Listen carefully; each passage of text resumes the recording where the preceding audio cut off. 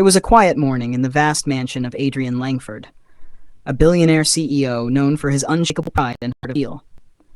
The golden light of dawn spilled through the tall glass windows, brushing against the marble floors and glimmering chandeliers that hung like silent witnesses to his lonely empire.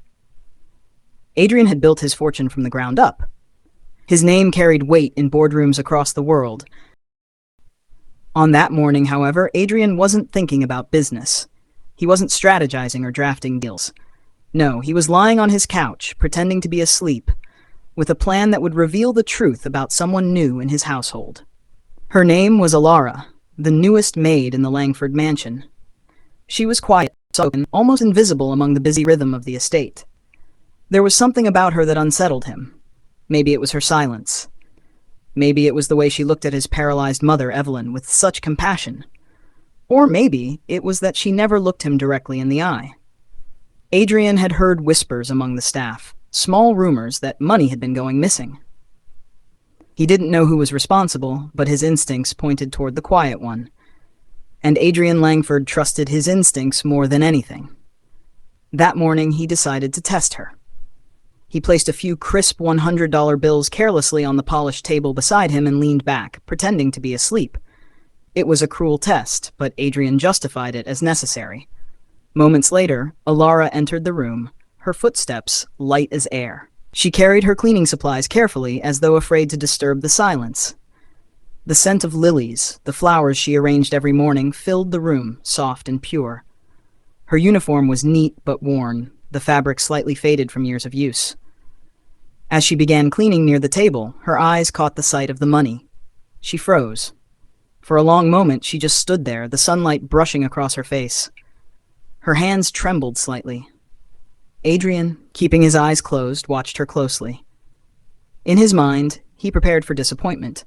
He expected to hear the faint rustle of paper being slipped away, but what he heard instead was silence. Elara took a deep breath. Then, with gentle hands, she gathered the bills. Not to hide them, but to straighten them. She carefully placed them back in the center of the table, aligned neatly as if returning balance to the world.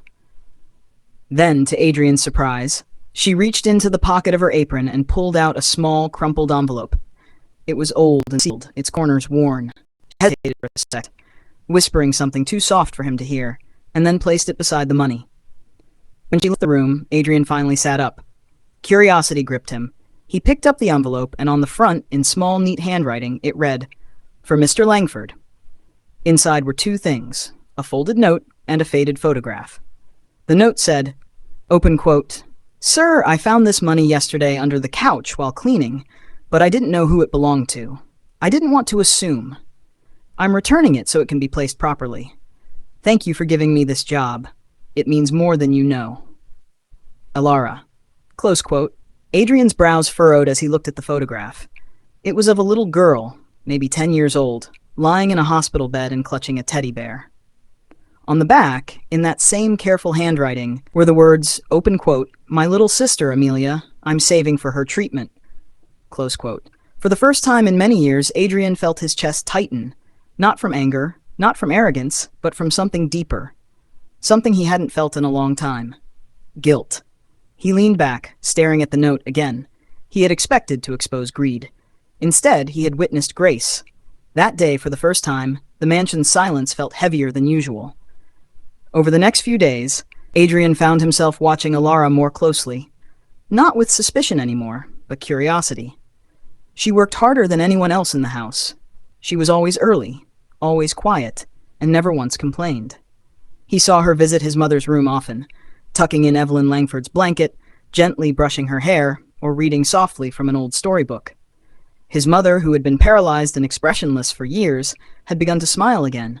Small, weak smiles that Adrian hadn't seen since childhood. Elara never mentioned her sister, never talked about her struggles. She simply worked, grateful, humble, and kind. Then one night, while thunder rolled across the hills and rain pounded against the windows, Adrian couldn't sleep. He found himself pacing through the mansion's quiet halls. As he passed the kitchen, he paused. There, at the small wooden table, sat Elara. She was eating a single piece of bread with a cup of tea, her eyes following the flashes of lightning with a quiet mix of fear and wonder. Adrian stood there unseen, watching her for a long time. Something about her reminded him of his younger self, back when life was simple, before greed replaced compassion. That night, Adrian went back to his study, sat down at his desk, and picked up his phone. He called his accountant. Open quote, "I want you to make a donation," he said quietly, under Elara's name. "To which cause, sir?" "A hospital," he replied, "the one in Willow Creek. Pediatric care. Make sure it covers a full treatment plan for a child named Amelia." "And under your name, Mr. Langford?" "No," Adrian said, staring out the window at the rain. "This one isn't about me." Close quote. The next evening, Elara received a call. It was the hospital.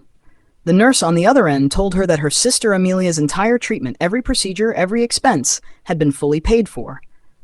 Elara froze. "Are you sure?" she whispered. "There must be a mistake." But the nurse assured her that the payment had been verified and confirmed.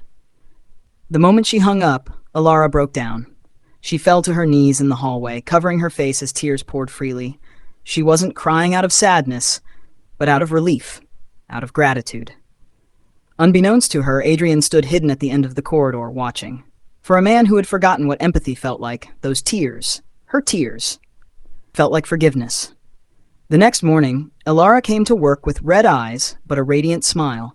She hummed softly as she worked, filling the halls with a warmth the mansion hadn't felt in years. Even Adrian's mother, Evelyn, noticed.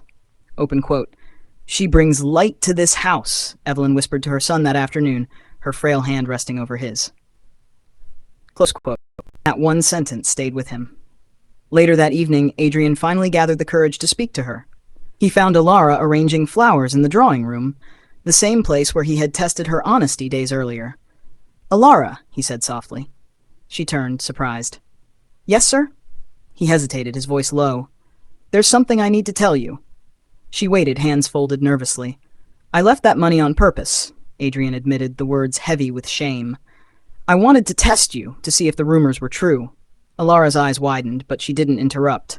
"I pretended to be asleep." He continued, "I wanted to catch a thief. Instead, I found something far more valuable." Her lips trembled. "You mean, all this time, you were watching?" "Yes," Adrian nodded. "And I was wrong about you. I wanted to see greed, but what I saw was grace. You reminded me that kindness isn't weakness, it's strength." Elara's eyes filled with tears again. "And my sister's treatment?" she asked softly. Adrian met her gaze. "That was me. I didn't want you to know. I just wanted you to have hope." For a long moment she said nothing. Then she stepped closer, her voice barely above a whisper.